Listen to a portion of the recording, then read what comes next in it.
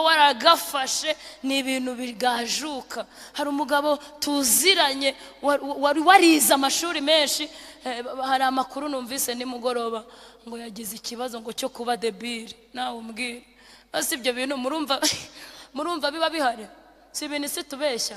Mukeneye kuharenga kambuka Yorodani ukakira ibintu isi datunga, ukakira imbaraga z'umwitero zizakwambutsa isi isenyutse, isi baye ubushingwe ukahatambuka. Kandi no muri ubu buzima birakora.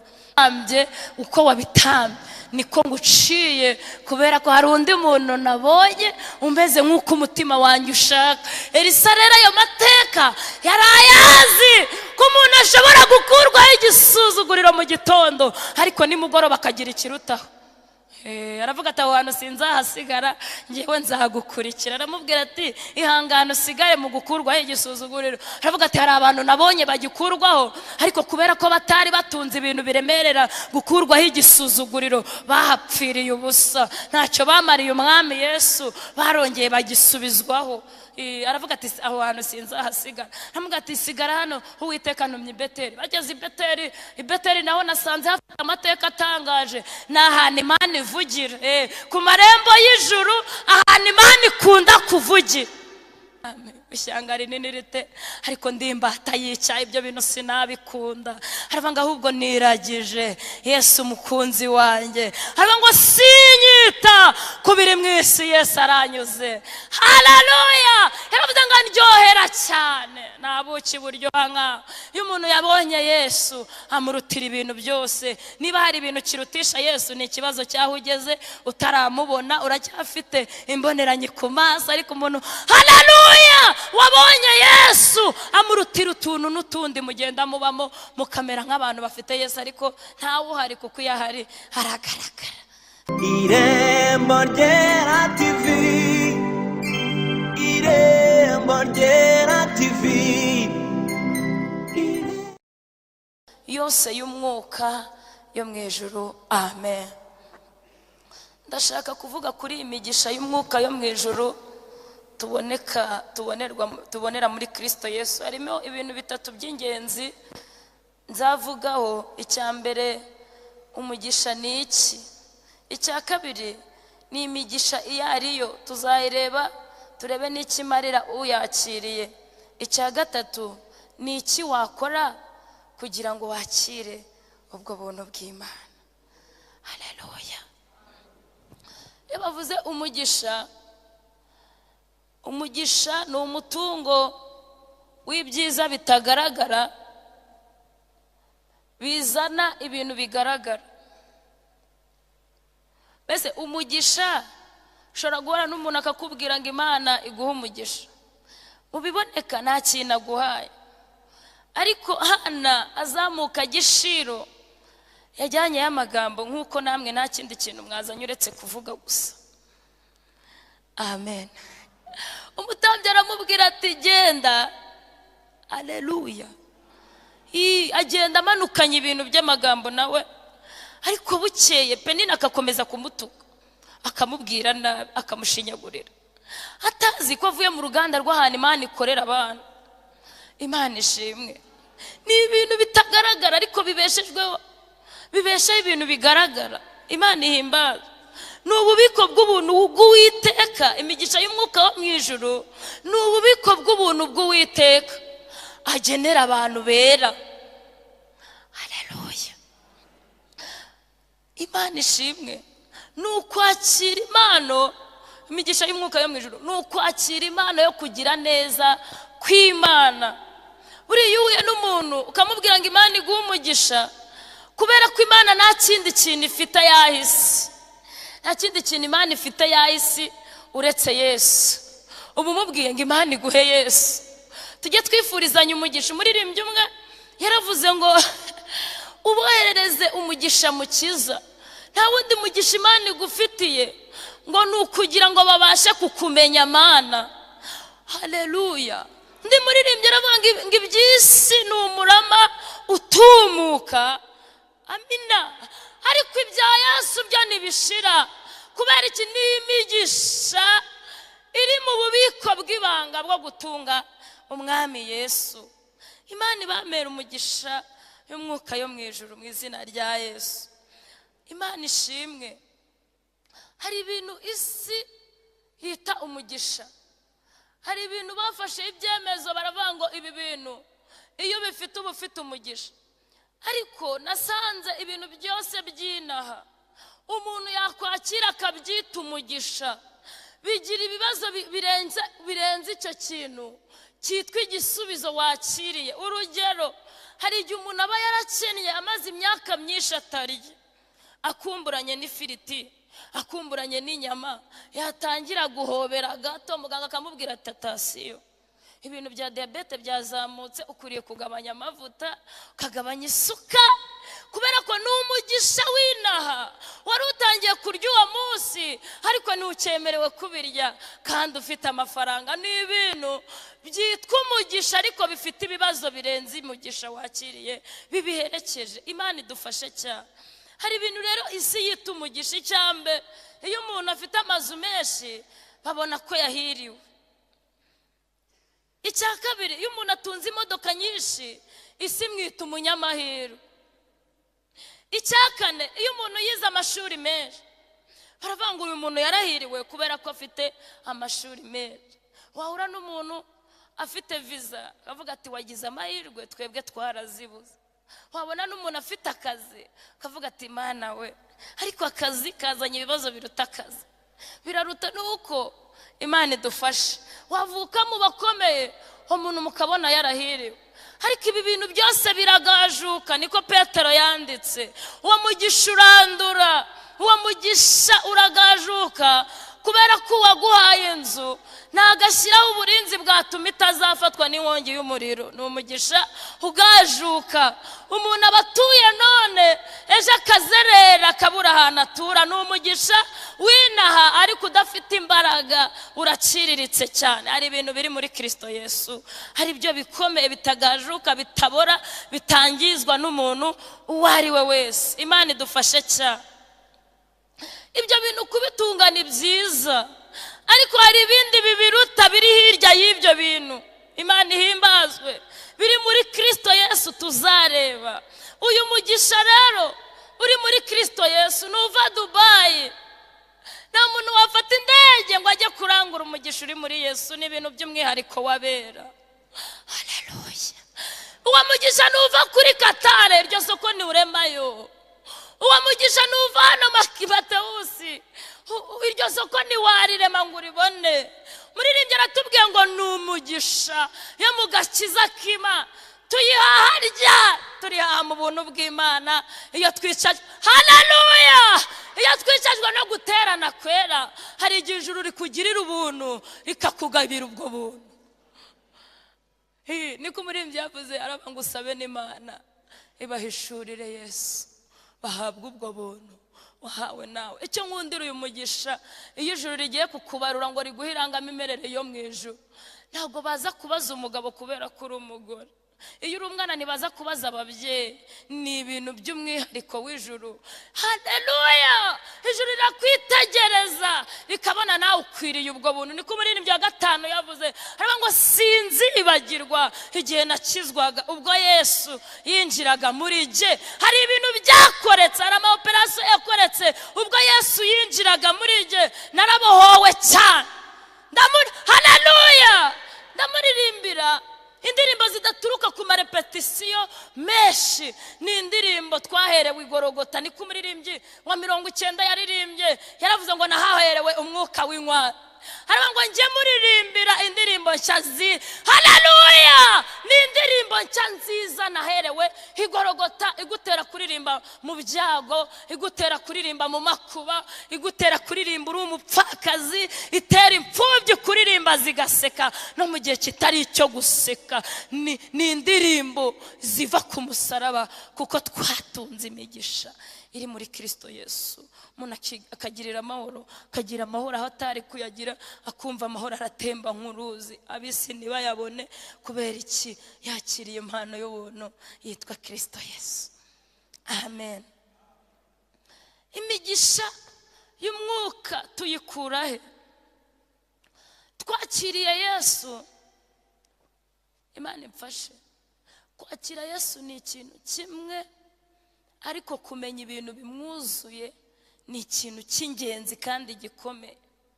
Hari inkuru ibabaje yabayeho, umuntu umwe bamuteguriye impano barayimuha, ariko bayimutegurira ihishema kandi kana imbere. Muri Bibiliya yishemo cheque y'amafaranga menshi azamufasha mu buzima. Arangije abona iyo Bibiliya irasa naho iciriritse kurusha iyo yari atunze, aravuga ngo yarabuze icyama Bibiliya, ubwo se kwidafite agaciro nk'akiyange yamaga ibiki koko. Ariko mindani muri iyi Bibiliya, Imana ihimbazwa, harimo ikintu gikomeye cyari kuzafasha uyu muntu mu buzima azabamo. None biratangaje guhura n'umuntu yasonzanye impano iri muri Bibiliya imbere. Cheke izamufasha kwishyurira abana, cheke izamufasha kwishyura inzu, cheke izamukorera ubukwe agashaka, cheke izamufasha ubuzima. Mumusange ku musozi arimo arasengera amafaranga yo gucuruza ngo atangire business afite mu mpano yahawe. Kubera iki? Yarayisuzuguye. Abantu bafite Yesu udafite agaciro kubera ko batarahishurirwa ibintu abafitiye. Imana idufashe. Haleluya! Biragusaba ko winjira imbere ugakomeza ukareba, ukazagwa ku bintu Yesu agufitiye, ugakomeza ukigira imbere, kareka gutunga Yesu umeze nk'udahari. Iyo umuntu yakiriye Yesu aba afite ubuzima bugaragara, n'inaha muri ubu buzima biba bigaragara. Imana ihimbaza. Biragusaba kubumbura cyane iyo kado baguhaye, ntuyisuzugure ngo uyiteshe agaciro. Agaciro ni ikiri imbere. Amen. Haleluya! Muri Yesu agaciro ni ikiri imbere. Ku muntu wamwakiriye, kumwakira ni kimwe, ariko kumenya ibimurimo n'ibimwuzuye urabikeneye kubitunga ukabimenya. Niko umwanditsi Yohana yavuze mu butumwa bwiza, yaravuze ngo ibimwuzuye nibyo yaduhayeho natwe. Haravuga ngo kandi ni ubuntu bugeretse ku bundi kuba yarabiduhaye. Rero hari igihe umuntu agira amashimwe akagira ngo ibintu byuzuye Yesu ni ibintu byo gushima gusa, ariko no kubabazwa. Yavuze umuririmbyi haravuga haleluya, yavuze umuririmbyi aravuga ngo kubw'izuba n'imvura byo mu ijuru, iyo asukira kugira ngo were imbuto ashaka. Imana ishimwe. Niyo mpamvu no mu byago abantu bawakiriye baririmba. Isomye igitabo cya mbere cy'Abami, reka mvuge gato ku bantu bayitunze, ndavuga bake, tuzakomeza n'ejo. Imana ishimwe. Haleluya! Ni ibintu umuntu atunga wamwitegereza ukabona agiye gupfa, niko Pawulo yavuze, ariko wamukurikirana ugasanga atungishije abantu benshi. Wamwitegereza ugasanga bica ubuzima bw'abantu benshi.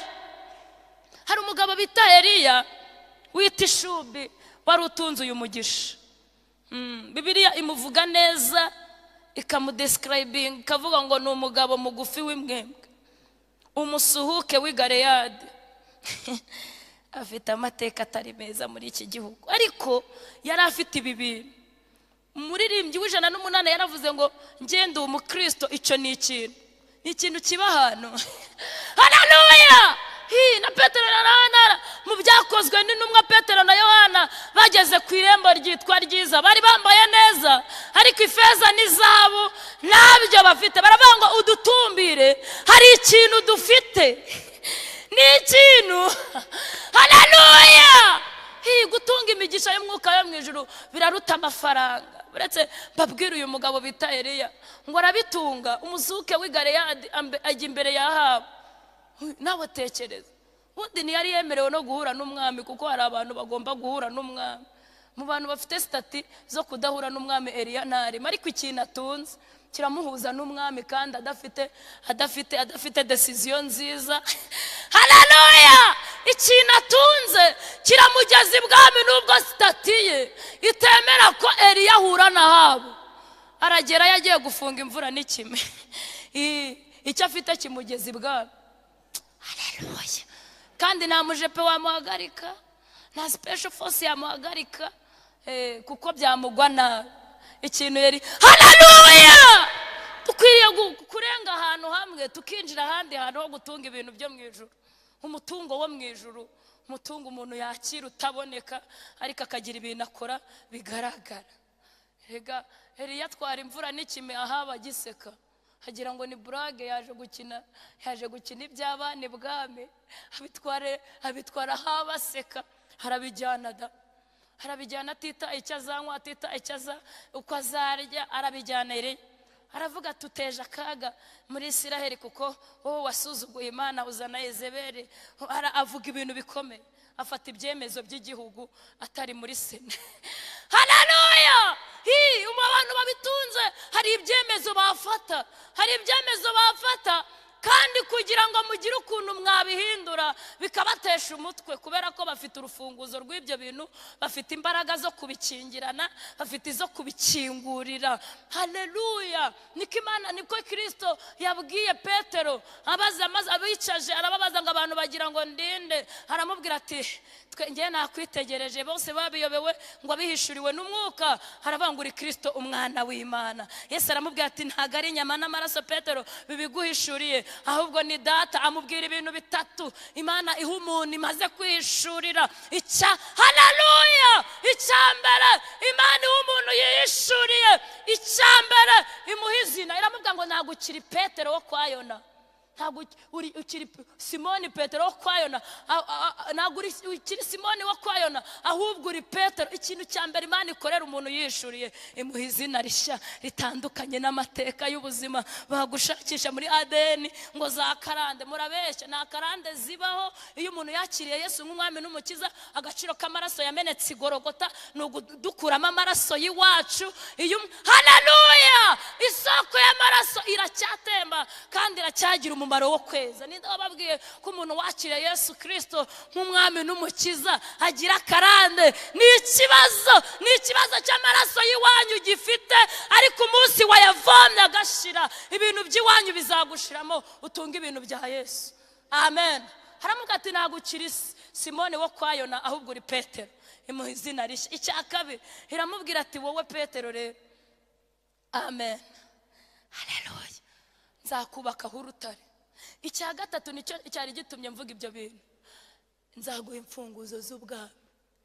Ibintu uzajya uboha mu ijuru, yewe bizaba biboshye, ihita iguha urufunguzo rwo kujya ujyayo ugatwara ikintu. Haleluya! Ni imigisha y'umwuka yo mu ijuru gutunga imfunguzo z'ubwami. Z'ubwami, ukagira ibintu ukingirana ikuzimu, ukagira ibindi kingurira mu bwami bwo mu ijuru, ukaba umuhesha w'umugisha, ariko kandi kagira n'ibindi bintu ufatamira. Eliya rero atwara urufunguzo, kandi n'ahandi ntago bari kumenya kode yakoresheje, ni Eliya wenyine wari urufite. Imana ihimbazwe. Uyu mugabo arabitunga. Natangajwe n'umugabo bita Elisa, ngo Eliya amucaho ari guhingisha inka. Mwumve ko ibi bintu kubitunga biraruta. Umuririmbyi wa 363 yaravuze ngo ngiye misemo Yesu andutira amasambu n'amazu meza. Aravuga ngo wanyimika nkaba umwami, ishyanga rinini rite, ariko ndimbata yica, ibyo bintu sinabikunda. Aravuga ngo ahubwo niragije Yesu umukunzi wanjye. Aravuga ngo sinyita kubiri mu isi, Yesu aranyuze. Haleluya! Yaravuze ngo ndyohera cyane, nabuki buryoha nka. Iyo umuntu yabonye Yesu amurutira ibintu byose. Niba hari ibintu kirutisha Yesu, ni ikibazo cyaho ugeze utaramubona, uracyafite imboneranye ku maso, ariko umuntu haleluya wabonye Yesu amurutira utuntu n'utundi mugenda mubamo, mukamera nk'abantu bafite Yesu, ariko ntawe uhari, kuko iyo ahari haragaragara, hari ibintu akurekesha. Uyu mugabo rero witwa Eliya ngo atambutse ku mugabo. Reka mbabwire, ibintu by'imigisha y'umwuka yo mu ijuru biruta ibyo bintu byose mutekereza mutinzemo mushakira inaha. Hari umugabo wabihishuriwe witwa Elisa, ngo yari ari guhingisha inka ngo mu murima. Muri iki kinyejana twabigereranya n'imashini zihinga 24 mu murima, urumva amahegitari yahingaga. Amina, haleluya. Ngo amwitegereje, muririmbyi wa 40 yaravuze ngo iyo ndebesheje ukwizera, hari ibintu yamubonyemo, abona biruta guhingisha inka, abona biruta kujya kuri banke ukabikuza, abona biraruta. Arangije aramubwira ati amujugunyira umwitero. Abami ba mbere 19 ngo arangije ngo aramukurikira kubera ko amubonanye ubutunzi butagira akagero buri muri Kristo Yesu. Eliya nubwo ari umusuke w'i Galeyadi, mugabo mugufi w'imwembe, ishati yamucikiyeho, ariko hari ibintu atunze. Elisa yarebye asanga ibyo bintu ntabifite. Imana ishimwe, haleluya. Aramukurikira ngo akajya amukorera. Mwumva ibyo bintu. Reka mbabwire, imigisha si ugutunga ayo mazu kuko bizanumura mutumuka. Imigisha si ugutunga izo modoka, ni byiza, ariko ukabitunga na gutunga Yesu ugufitiye ibintu byinshi. Imana ihimbaza. Ngo aramukurikira akajya amukorera. Nsoza, reka mbabwire ikintu cyantangaje kuri uyu mugabo. Imana ihimbazwe, haleluya. Elisa akurikira Eliya, aramukurikira. Amateka ya Elisa akurikira Eliya, abantu babyitegereza bakabona ataye umutwe kubera ubushobozi yari afite bw'ibiboneka. Ariko hari ibintu yabonanye Eliya bitagaragara by'imigisha y'umwuka yo mu ijuru imutuyemo. Aramukurikira. Bibiliya ivuze iki? Iravuga ngo ajya kumukurwaho. Yageze ku musozi wa mbere. Imisozi nayo yantangaje ma. Ngo yageze ku musozi wa mbere witwa Gilugali. Aramubwira ati ariko Elisa, ko ngiye kugukurwa wasigaye Gilugali. Nasomye amateka ya Gilugali, nsanga ni umusozi ngo wo gukurwaho igisuzuguriro. Ari abantu rero kubera guci ibintu bakurikiye biciriritse basigara Gilugali. Kavuga ati nzasigara kuri ya leta ntacyo bitwaye, ninkura y'igisuzuguriro muzaparike munsigaho, ngewe nzasigara nk'uwe y'igisuzuguriro. Uyu musozi nawe usomye nsanga niwe Imana yabwiriye Abisirayeli bamaze kwambuka Yorodani kwibakuye igisuzuguriro. Niho Imana yavuganiye na Sawuli kimwimitse, ariko aho yamwimikiye nabonye ari naho yamukuriye ku bwami. Iramubwira ati ubwo witoye ugatamba ibitambo utanyumviye, ngewe nagushinzwe gutamba ibitambo uri umwami. Samweli aramubwira ati uko wabitambye niko nguciye, kubera ko hari undi muntu nabonye umeze nk'uko umutima wanjye ushaka. Elisa rero ayo mateka yarayazi ko umuntu ashobora gukurwaho igisuzuguriro mu gitondo, ariko nimugoroba akagira ikirutaho. Aravuga ati aho hantu sinzahasigara, ngewe nzagukurikira. Aramubwira ati ihangane usigare mu gukurwaho igisuzuguriro. Aravuga ati hari abantu nabonye bagikurwaho, ariko kubera ko batari batunze ibintu biremerera gukurwaho igisuzuguriro bahapfiriye ubusa, ntacyo bamariye umwami Yesu, barongeye bagisubizwaho. Aravuga ati aho hantu sinzahasigara. Aramubwira ati sigara hano, Uwiteka ntumye i Beteli. Bageze i Beteli naho nasanze hafite amateka atangaje. Ni ahantu Imana ivugira, ku marembo y'ijuru, ahantu Imana ikunda kuvugira. Amen. Harangara aravuga ati ngewe nubwo Imana yamvugisha hari ibintu nshaka biruta ubuhanuzi, biruta ibyo ngibyo. Aramubwira ati naho sinahasigara. Aramubwira ati none ko Uwiteka ntumye Yeriko naho nahakurikiranye, nsanga ni ahantu umugabo bita Zakayo yari atuye. Ni ahantu hari ibintu by'ubutunzi bihambaye. Aramubwira ati wasigara Yeriko ugatunga amafaranga, ugatunga amazu, ukamera neza. Aramubwira ati ngewe sinasigara Yeriko, nzi abantu bahasigaye baratunga, ariko mu buzima bw'umwuka barapfa, rero sinahasigara. Aramubwira ati ndagukurikira ujya hose. Ngo bageze kuri Yorodani naho ni ahantu umuntu afatira icyemezo gikomeye. Iyo umuntu yambutse Yorodani abona ibintu isi idatunze. Dusengane, haleluya.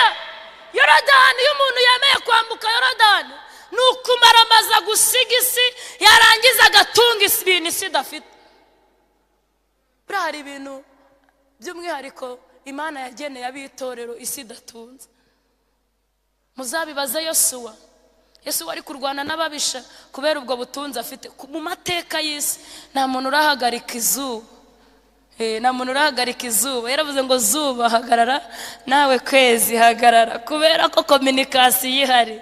Atunze ibintu isi idafite. Ijuru riravuga ngo haleluya, iyo sapati turayitanga, duhagarika izuba n'ukwezi, niturangiza tuzana amabuye abahondagura.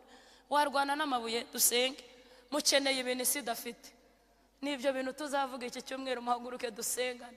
Birashoboka ko utarakira Yesu nk'umwami n'umukiza, ni ukuri kw'Imana muri ubu buzima uraciriritse, kuko ibyo bintu wakiriye wumva ufite, wumva waragafashe, ni ibintu bigajuka. Hari umugabo tuziranye wari warize amashuri menshi, hari amakuru numvise nimugoroba ngo yagize ikibazo ngo cyo kuba debile. Nawe umbwire, basi ibyo bintu murumva biba bihari? Si ibintu isi tubeshya. Mukeneye kuharenga, kambuka Yorodani ukakira ibintu isi idatunga, ukakira imbaraga z'umwitero zizakwambutsa isi isenyutse, isi ibaye ubushingwe, wowe ukahatambuka. Kandi no muri ubu buzima birakora. Irembo ryera TV, Irembo ryera TV, Irembo ryera TV, Irembo ryera TV, Irembo ryera TV, Irembo ryera TV, Irembo ryera TV, Irembo ryera TV, Irembo ryera TV, Irembo ryera TV, Irembo ryera TV, Irembo ryera TV, Irembo ryera TV, Irembo ryera TV, Irembo ryera